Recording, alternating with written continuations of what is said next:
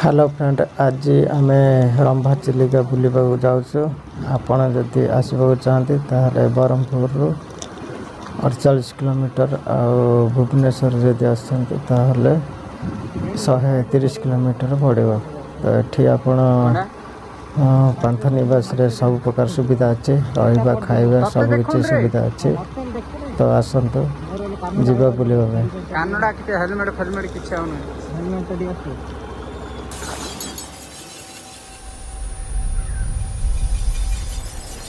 तो ये आसला पर एंट्री कला पर देखिए ये गोटे बोर्ड अच्छे, प्लास्टिक मुक्त चिलिका आमर संकल्प।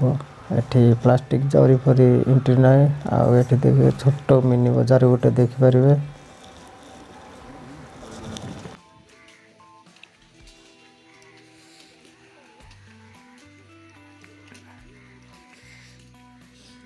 आज्ञा मुड़ी मिचर टे खाया कौन कर हालिया हो तो बेस बुली बुलिक ये आसगल मुड़ी मिचर कौन खाया मुड़ी मिचर और चना मसला ना ना आइसक्रीम। हाँ देख देख मुड़ी मिचर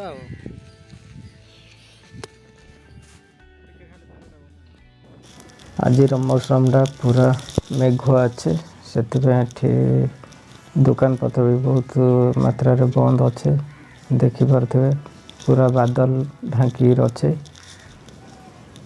किंतु पवन बहुत जोर होचे। तो ये साइड रे देखिपे छोट छोट डोंगा जा अच्छे। ए डोंगार रंभा बासिंदा माने माछ धरते। देखिपे पूरा दुकान बंद अच्छे। तो श्रावण मास से वर्षा जुग यही गोटे दुकान भी बंद अच्छे।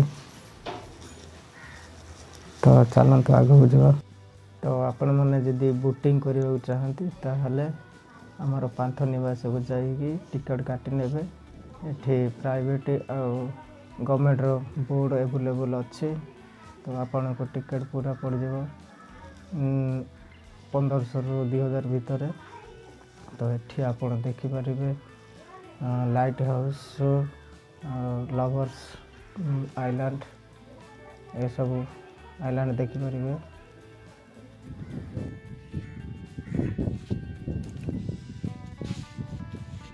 अंधारिया देखा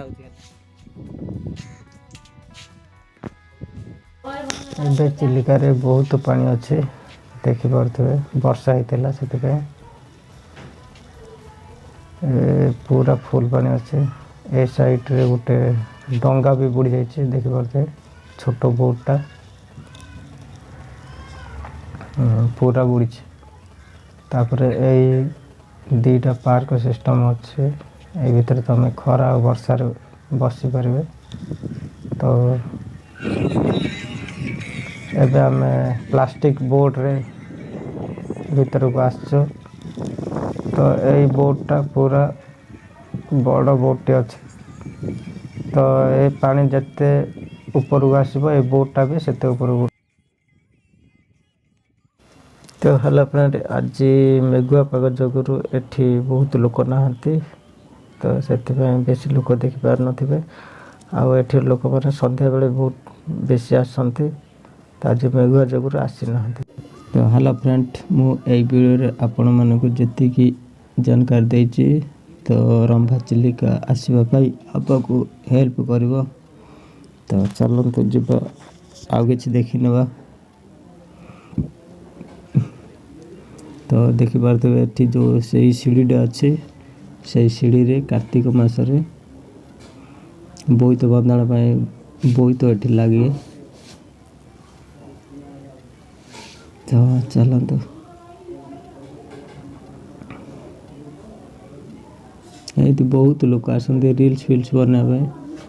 आपण मैंने भी चाहते जदि बुली पाई गोटे थर आसतु, बहुत मन भल लगे ये आसले। तो लास्ट आमर बुला सरचे। तो ये वीडियो ये रखा। नमस्कार।